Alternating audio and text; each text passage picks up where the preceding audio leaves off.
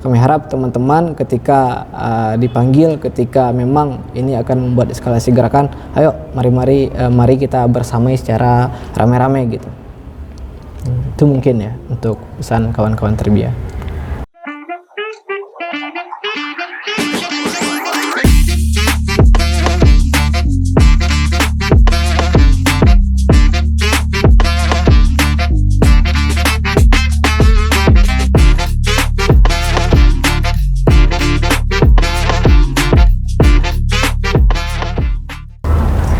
Assalamualaikum warahmatullahi wabarakatuh. Kembali lagi di Kama, Kata Mahasiswa. Belum mahasiswa namanya kalau belum nonton Kama. Kali ini bersama aku, Raihana Latifa, yang akan menemani Sobat DKTV beberapa menit ke depan. Pada episode kali ini, kita akan mengangkat atau membahas sebuah persoalan yang menjadi sorotan atau perhatian dari mahasiswa Kampus 2 Universitas Islam Negeri Imam Bonjol Padang. Dalam beberapa waktu kebelakang, aktivitas perkuliahan mengalami kendala akibat dari keterbatasan sumber daya listrik yang berdampak kepada berbagai fasilitas penunjang akademik. Tentunya dalam kondisi ini tidak hanya menimbulkan ketidaknyamanan dalam proses pembelajaran, namun juga memunculkan berbagai pertanyaan mengenai perhatian dan penyelesaian terhadap kebutuhan akademik mahasiswa. Keterbatasan sumber daya listrik ini menyebabkan berbagai fasilitas kampus tidak berjalan secara optimal dan berdampak pada aktivitas akademik di kampus 2. Di sisi lain, mahasiswa juga menyoroti persoalan pemerataan fasilitas serta prioritas kampus dalam menangani kondisi ini. Lalu bagaimana kondisi sebenarnya yang terjadi di lapangan dan sudah sejauh mana upaya untuk menyelesaikan persoalan ini? Baik Sobat DKTV, maka dari itu kami sudah mengundang seorang narasumber. Beliau merupakan seorang yang aktif mengawal berbagai aspirasi mahasiswa di lingkungan Universitas Islam Negeri Imam Bonjol Padang, yaitunya Ulil Amri. Beliau merupakan seorang mahasiswa yang aktif dalam kepemimpinan dan pemberdayaan masyarakat. Seperti contohnya, beliau pernah menjabat sebagai Gubernur Dema Fakultas Tarbiyah dan Keguruan pada tahun 2025, dan beliau juga merupakan seorang founder dari Lentera Bakti. Dan pada saat ini beliau sedang menjabat sebagai Presiden Mahasiswa Universitas Islam Negeri Imam Bonjol Padang. Dan langsung saja kita sapa narasumber kita pada hari ini. Halo Bang. Halo Kak. Nah Bang, sebelum kita masuk ke inti pembahasannya nih Bang, boleh nggak Abang ceritain dulu atau apa sih Abang rasain terhadap persoalan yang terjadi di kampus 2 ini? Oke, terima kasih ya Kak. Baik, sebelumnya ya terkait kronologi yang terjadi di kampus 2, ini adalah kejadian yang kedua kalinya saya rasakan dan teman-teman juga rasakan gitu. Sebelumnya sempat normal, namun kami meminta kepada pihak kampus untuk menambah AC atau pendingin ruangan di dalam kelas. Nah, sempat ditambah waktu itu di akhir tahun 2025 ya. Sempat ditambahkan, tetapi mengalami gangguan listrik, sering memanting gitu. Sering mati listriknya karena belum ada penambahan daya gitu. Nah kemudian pada akhir tahun itu terjadi penambahan daya, alhamdulillah. Akan tetapi hari ini kembali lagi terjadi, lebih kurang sudah 1 bulan lah lamanya gitu Kak. Karena memang adanya penempatan ruang fasilitas dekanat yang baru, di mana juga terdapat penambahan AC yang cukup banyak gitu ya.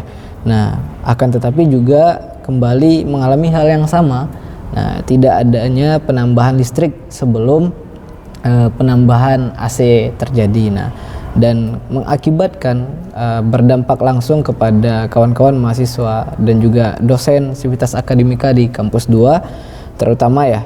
Nah, mengalami gangguan saat sedang pembelajaran. Nah, akhirnya ada yang belajar online, ada yang kuliah di outdoor gitu. Nah, ini tidak efektif tentunya begitu.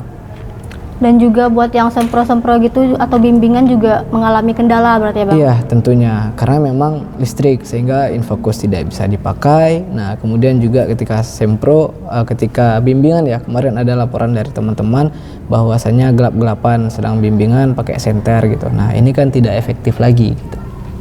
Nah kira-kira nih Bang, udah berapa lama sih persoalan ini terjadi dan udah proses upayanya untuk menyelesaikan ini nih apa aja gitu Bang, mencari solusinya? Oke, sejauh ini ya kita melihat yang secara berkala ya, biasanya itu lebih kurang 2 kali seminggu itu terjadi pemadaman ya, karena memang daya yang tidak sanggup.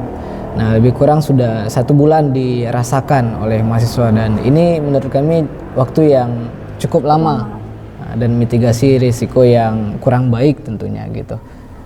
Itu mungkin kan solusi yang dilakukan gitu.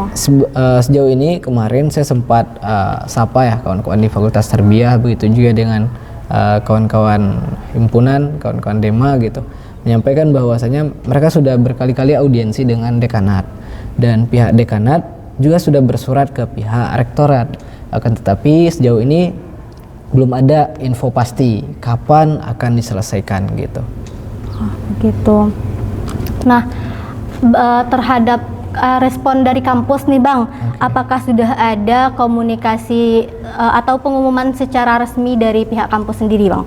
Ya, sependek pengamatan kami sejauh ini belum ada info pasti gitu. Adanya memang akan ditambah daya gitu, tapi belum ada kepastian kapan betul-betul akan diselesaikan. Gitu. Dan juga selain listrik juga banyak mahasiswa ini menyoroti hal-hal lainnya seperti perbedaan fasilitas antara kampus 2 dan juga kampus 3 nih Bang. Nah menurut Abang sendiri apa sih perbedaan yang paling dirasakan antara kampus 2 dan kampus 3 ini Bang? Oke, di sini ya kami atas nama pribadi ya, atas nama Dema juga tidak ingin memperuncing terkait perbedaan ini gitu. Kami memang merasakan perbedaan, akan tetapi kampus 2 dan kampus 3 tetaplah bagian dari UIN Imam Bonjol Padang. Nah, secara signifikan memang kami rasakan terkait perbedaan fasilitas, terkait kenyamanan ruang belajar gitu, terkait juga dengan fasilitas toilet yang belum setiap gedung itu ada gitu. Ada dan belum ideal mungkin. Dan juga ada nih kemarin mahasiswa ini juga menyoroti tentang gedung serbaguna di Bang, gedung GSG. Mahasiswa ini juga menyoroti kondisi ketika gedung perkuliahan itu terdampak keterbatasan listrik, sementara di gedung serbaguna itu tetap berjalan secara normal, atau kayak orang menyewa gedung itu listrik di sana tuh tetap berjalan secara normal. Nah, menurut Abang gimana sih Abang melihat kondisi ini itu Bang? Oke, memang ya ironis ketika pendidikan tidak berlangsung dengan baik, akan tetapi unit bisnis berjalan dengan lancar gitu. Kami sangat prihatin dengan keadaan ini ya. Kami tidak membatasi untuk kampus bermitra atau berbisnis dengan pihak luar, akan tetapi tetaplah mahasiswa UIN Imam Bonjol Padang menjadi prioritas yang utama. Sebagaimana yang disampaikan Ali bin Abi Thalib terkait pendidikan, bahwasanya tidak ada kekayaan yang lebih mulia daripada akal, dan tidak ada keadaan yang lebih prihatin daripada kebodohan, dan tidak ada warisan yang lebih baik daripada pendidikan. Mestinya memang kita sebagai orang terdidik menempatkan pendidikan sebagai prioritas utama bagi kita. Oke, pendidikan sebagai prioritas utama ya Bang. Yeah. Dan juga kemarin ini Dema juga ada menyoroti terkait kalau ini nih bukan lagi gangguan teknis, tapi gangguan masalah tata kelola Bang. Nah, menurutnya itu maksudnya apa ya Bang? Oke, kenapa kita sampaikan demikian? Tentu ya, kalau ini permasalahannya teknis itu bisa diselesaikan dengan segera gitu. Ya, tidak butuh waktu yang lama. Akan tetapi ini sudah berlarut-larut kami lihat. Sudah lebih kurang 1 bulan dirasakan. Nah, kemarin betul-betul memuncaknya ketika beberapa hari belakang gitu. Nah, memang ini tidak bisa dikatakan masalah teknis saja. Ini kami lihat bagaimana tata kelola. Ketika kampus menambah fasilitas, kampus juga harus memikirkan bagaimana mitigasi risikonya gitu. Ketika AC itu ditambah, ketika fasilitas yang lain ditambah, kita harus siap bahwasanya listrik kita ini udah memadai tidak untuk penambahan AC gitu. Mestinya terkait perencanaan fasilitas ini juga mestinya dibahas. Jadi di tengah jalan ya tidak ada kendala semacam ini gitu. Jadi pertanyaannya bukan lagi tentang kenapa listrik ini mati, tapi bagaimana perencanaan dari pihak kampus itu mestinya berjalan beriringan dengan mitigasi risiko yang ada gitu. Nah, lebih kurang begitu, Kak. Dan juga kemarin ini Dema pernah menyoroti tentang kewajiban kita sebagai mahasiswa untuk melaksanakan atau ini ibaratnya UKT lah, kita penting membayar UKT itu secara tepat waktu, dan seharusnya mahasiswa juga mendapat solusi dari persoalan ini secara tepat waktu juga nih Bang. Nah, apa sih pesan dari pernyataan tersebut nih Bang? Pesan yang ingin kami sampaikan adalah semestinya kampus memberikan contoh dan tauladan yang baik kepada mahasiswanya. Ketika mahasiswa diajarkan untuk membayarkan kewajiban tepat waktu, menyelesaikan tugas-tugas dengan tepat waktu, maka setidaknya kampus juga harus demikian gitu. Karena hak dan kewajiban itu harus berjalan beriringan menurut kami gitu. Ketika kami diajarkan tepat waktu, maka kampus harus memberikan tauladan yang baik juga gitu, terutama para pimpinan gitu. Dan juga kemarin ini Dema pernah menyampaikan 4 tuntutan, dan dari 4 tuntutan itu yang mana sih yang harus segera direalisasikan? Sekiranya yang paling prioritas lah ya dari 4 tuntutan yang kami sampaikan kemarin, sebenarnya yang paling utama dalam hal ini adalah kepastian gitu. Karena ketika kita diiming-imingi, ketika kita dijanji-janjikan gitu, lambat laun proses kepercayaan itu akan luput gitu. Kita akan hilang percaya gitu. Jangan sampai mahasiswa kehilangan respect terhadap pimpinan kampus gitu.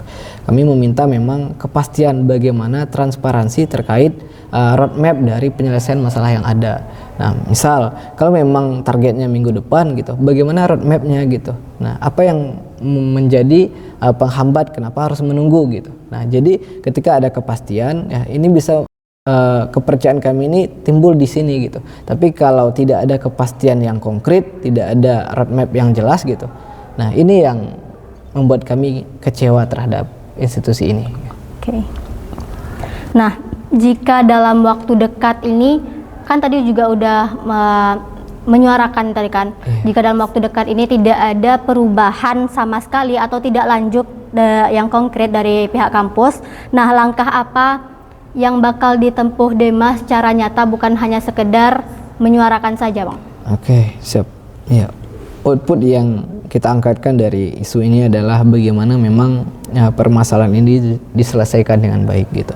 Kemarin kita sudah di fakultas, kawan-kawan sudah mencoba berdialog dengan pimpinan fakultas, kemudian sudah disampaikan oleh dekanat ke universitas.